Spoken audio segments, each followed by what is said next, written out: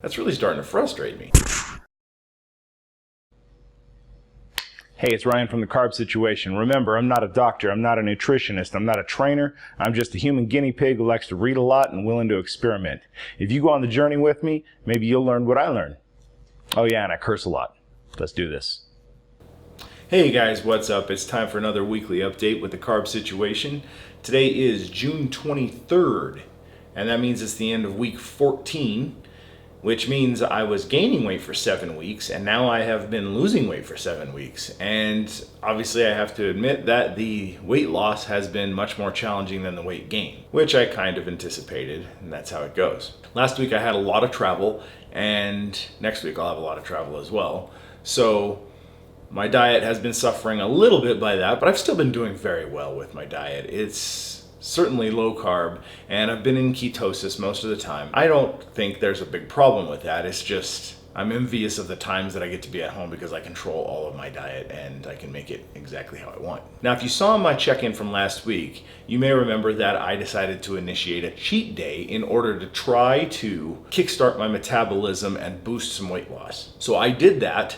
Last Sunday, I actually ate very similar to how I ate the first 7 weeks. I ate about 5,000 calories and about 600 grams of carbohydrates, which of course put on like 5 pounds in one day. But I am back down to where I was and below. So I wouldn't really call it a failure, but I wouldn't call it the success I was hoping for. Let's get to results. Talk about it. So last week I came in at 212.0 pounds. And that's when I initiated the cheat day. On that same day, I actually went up to 216. And this week I am down at 210.8. So including the roller coaster, I lost 1.2 pounds over the course of the week. As for body fat, I was at 28.1% last week. And when I hit the cheat day, I went up above 29%. But today I am down at 27.9%. A loss of 0.2% in body fat over the course of last week.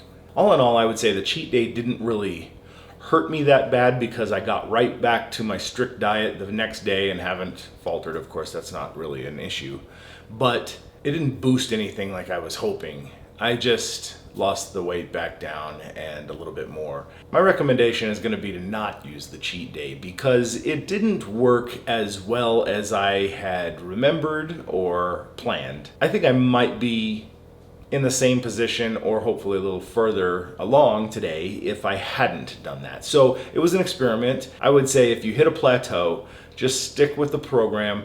Don't try to do anything fancy, and eventually the weight will start coming off. The next thing I'm considering experimenting with, don't hold me to this, but I'd like to understand it a little better, is the window in which we eat.